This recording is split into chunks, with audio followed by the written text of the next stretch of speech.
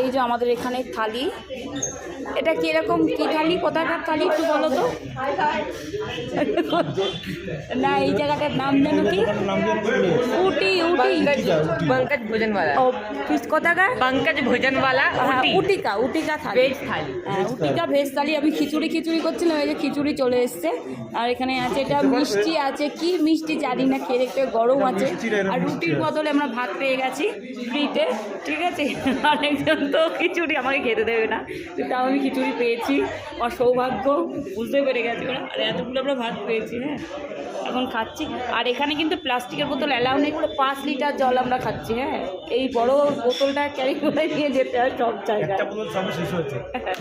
তাহলে এই থালিগুলো আমরা খাই, খেয়ে আবার আলু ভাজা আসছে দেখাচ্ছি। এই যে থালিতে খিচুড়িতে নুন নেই। এটা বললো, মা বললো সাউথ ইন্ডিয়ান থালি, নুন দিয়ে নি। হ্যাঁ নুন দিলে যদি কেমন লাগে দেখি।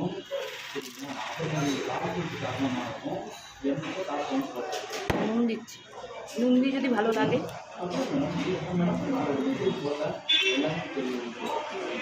এটা ভালো লাগছে। খিচুড়ি খাও না, না গো খিচুড়ির খাওয়া এটা,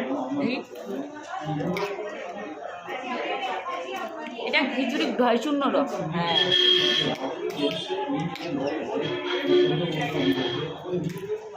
এবার এক এক রকমের খাবার, আমরা শুধু বাড়িতে ভাত মাছ ডাল এসব খাই তো, তাই জন্য বুঝতে পারি না।